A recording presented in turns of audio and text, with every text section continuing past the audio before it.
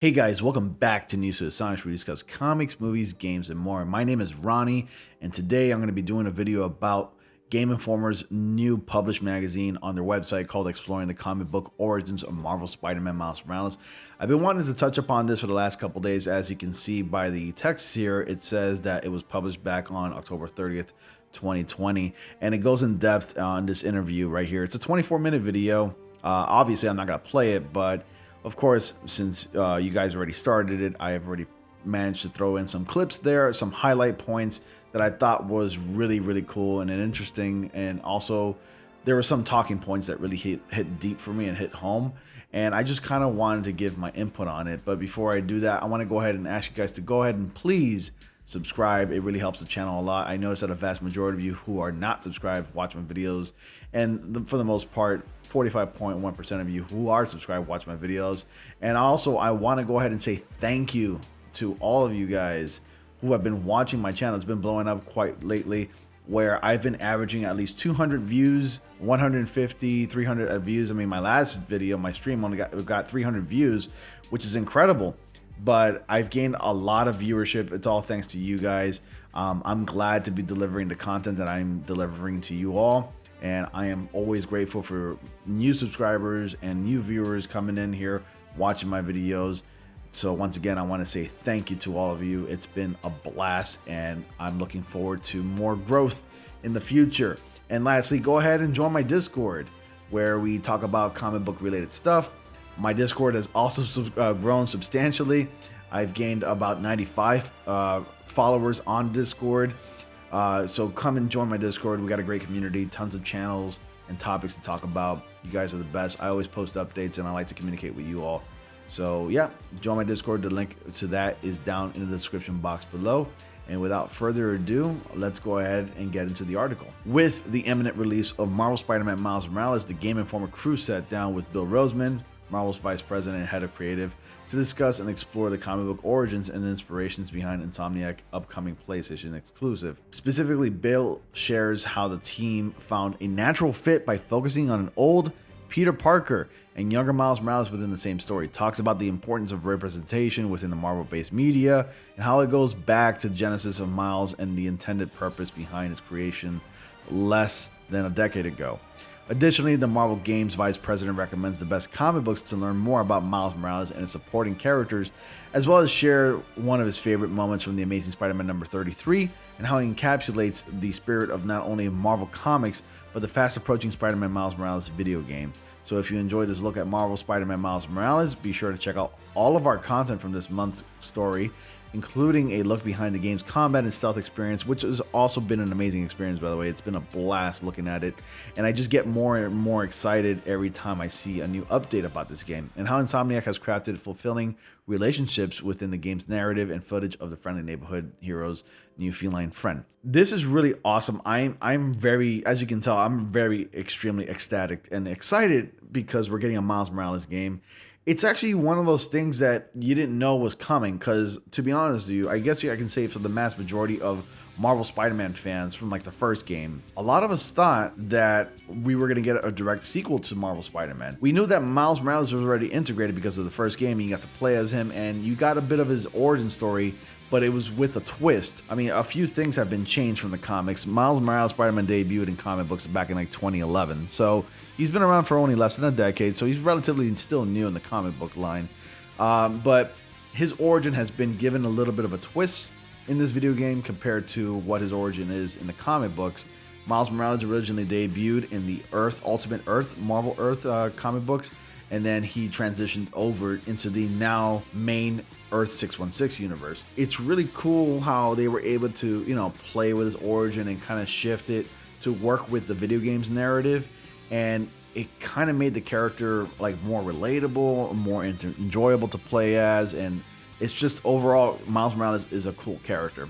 And I love how they left like a little bit of the breadcrumbs just to give like that foreshadowing in the first video game, where you get introduced to him, you get to know him, you get to know who his father and mother is, all through Spider-Man. It's so cool. I mean, where in the comics he was only like a 13-year-old when he first got his powers, where in this game, in the first game at least, he was about 15 or 16 years old where he got his powers.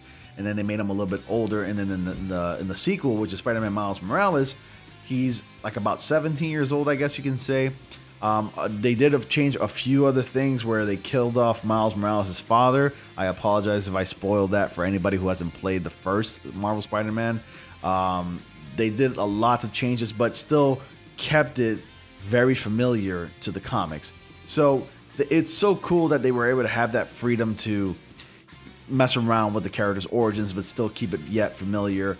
And another thing that really hit home, and when I say that it really does hit home, and it was really deep for me, was the character's backstory, his origin, where he comes from. You know, Miles Morales, as we all know, is a Black Latino character, and for him to even have a background like that, we've had people like send out letters, both, you know, had letters thanking the Marvel creators and both hate letters, which to me were disgusting. But one of them that really hit home to me was a person who sent a letter thanking one of the Marvel writers because the person that sent the letter has a nephew that looks like Miles Morales, and now that kid reads Miles Morales Spider-Man, he's having a great time reading the character because the character looks like him.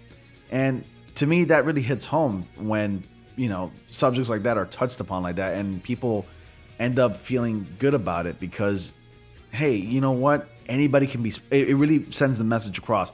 Anybody can be Spider-Man. You can be Spider-Man. I can be Spider-Man. We all can be Spider-Man. And that to me really hits home.